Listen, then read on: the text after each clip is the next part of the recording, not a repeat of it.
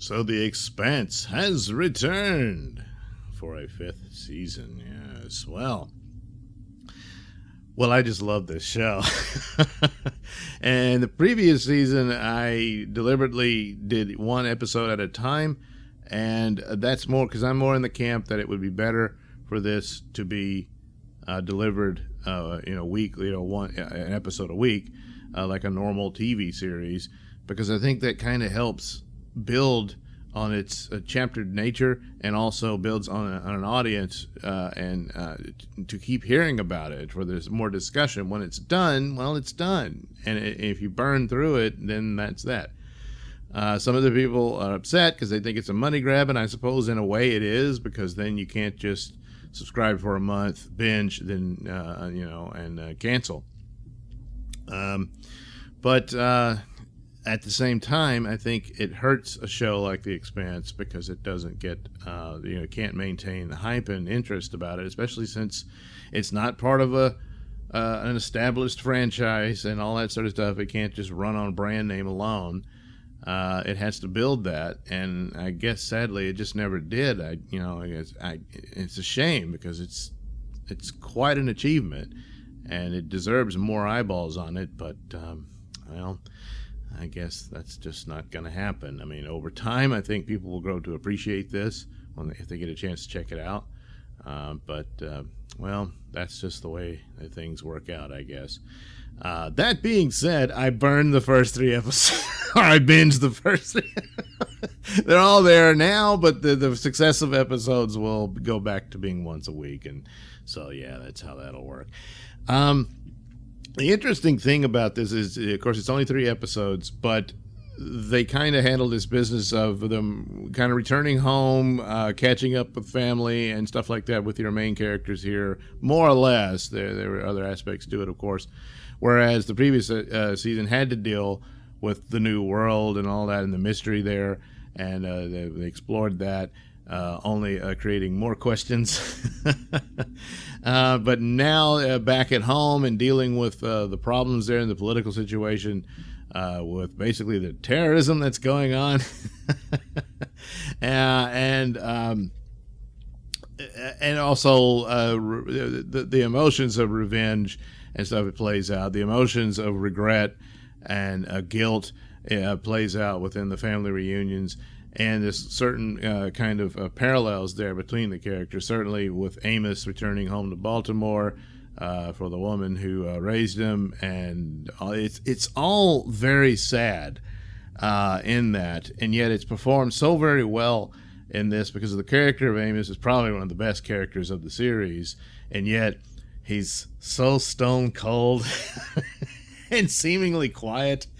But he's not. And the way it's handled, and just movement and the body language and all of this, it's all much there that there is a heart somewhere in there and a soul. It's just a very damaged one, and that was just a great episode already within this, and how they handle that. Obviously, the main thing will be with Naomi trying to save her son. I don't think she can. I don't think he's worthy of redemption. For just right off the bat, we see what he does. It's not good. She does catch up with him. Guess what? It doesn't end well. But there again, her younger choices, and now she's older and wiser, and she's trying to say, but that's going to torment her, even though she's one of the heroic characters of our story. She has this hanging over her, and I don't know. I really don't see how it works out well for her overall. But there's consequences to your actions, and this is where it is. And it's interesting to see how they do this, if they do have a redemption story for him. I'm not sure quite how that will work, but realistically, I think it's too late. He's going to stick with dear old dad on this one. And it's actually pretty good casting. He does resemble her, although she looks too young to have been his mother. But it's good casting, and even with the father as well, it does look like believable that that's a family, So there's that. Holden, of course, is not returning anybody, but he's busy with what appears to be a murder mystery of sorts. And all of that. There's plots afoot, and how do they all connect to one another and all that? I would think so at this point. Maybe one faction doesn't understand quite what the other faction's doing, but at the same time, it appears that there's connection between Mars and this Belter terrorist group who plotted to have a massive hit on Earth thanks to an asteroid, and we follow that through, and they can almost catch it, but spoiler, they don't. And that's where the third episode ends. And oh boy, once that happens, you can't unblow it up. So and that's where it is.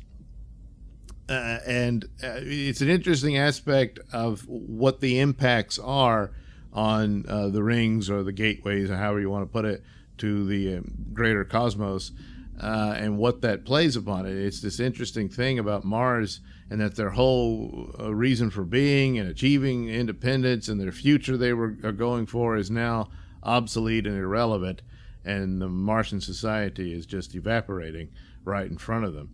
And what can you do about it? There's really not a whole lot, unless you could destroy the rings and everybody come back to Mars. Don't know. And I don't know if this is what the intention was entirely, but it's not quite a parallel between the end of the Cold War or something like that, where the United States survived it and went on as the superpower, whereas the Soviet Union collapsed and was gone. And that could be the sort of the parallels with Mars. Not exactly in the same manner, obviously, but new opportunities were there, and Mars didn't really play much a role in it. And so now that's where they are, and it could certainly push someone for a motive, being bitter and upset for how things turned out, and might even help out one of Earth's enemies just out of spite. So maybe that's the case, don't know. But again, the characters are so well developed and strong. We have dealing with desires for revenge and love and all of that, and deciding, getting headstrong and not wanting to pursue it, and finding a certain sense of wisdom in it all. And it's all very well played out. And that's the thing, which is why this show is so special. And I say this almost in a way that it's not quite complimentary to it. I think this show would be one of the great classics, even if we weren't in the current era we're in. But you have all these franchises which have just committed suicide. And basically because most of them are all very empty and lazy and shells of their former selves, and slap things in there and try to use politics and marginalized peoples and tokenism and all of that as the icing for the cake where there is no cake, and to cover that so that you can't criticize it, because if you do, you're this awful person, whereas the actual show itself or story is just not even existent. Whereas here you have all of that and more. And it puts all of those shows to shame, even though they have the brand name of something that was once great. So I don't know. I do know. It's just the times we're in, and as to why that doesn't happen. Because the odd thing, just on the surface of it, and that's the superficial nature of how things like Star Trek or Star Wars today does this with their tokens. You say, well, it's all for the point of representation. Yeah, but you never get to the actual story or depth of anything. You don't give them any of that because you don't have it. Whereas this show does. And if you're gonna preach all that stuff, they have it all. They've got their mixed race, their mixed sexual identities and whatnot. All this stuff within the show. They just don't slap you in the face with it, and all that, and make that's all it is. No, it's just a part of life, and they deal with it and move on, and you get the actual story and character development and plot and what have you that's rich and enjoyable, and also escapist in the fantasy of what could life be like in the future and all that sort of thing, and adventure as well in this, where they're trying to avoid wars break out anyway, all this type of stuff. And they manage to do all of that where others are just failing out of sheer laziness. So just the appreciation of the work that went into this.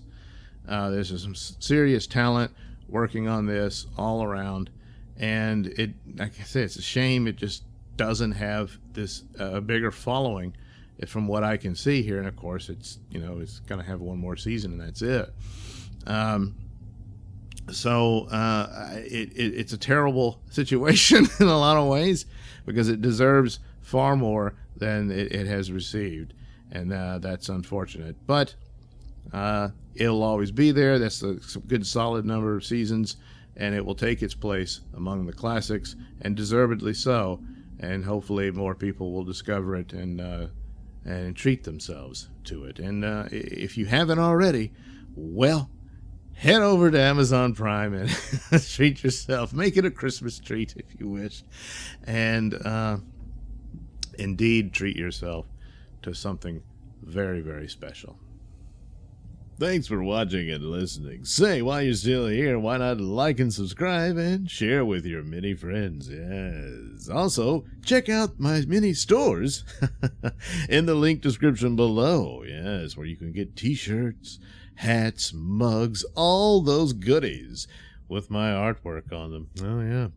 And head over to indieplanet.com and pick up a copy of my comic book, Night Night. Oh, yeah. You can also catch me at my podcast, Mr Nailsin Show, on RadioMisfits.com. And you can also watch my videos on BitChute.com and now on Rumble.com. Oh, my goodness. So many places to watch me and my stuff. Oh, yeah. And if that's not enough for you, well, you can follow me on many social media platforms and say hi to your old pal, Mr. Nailsin.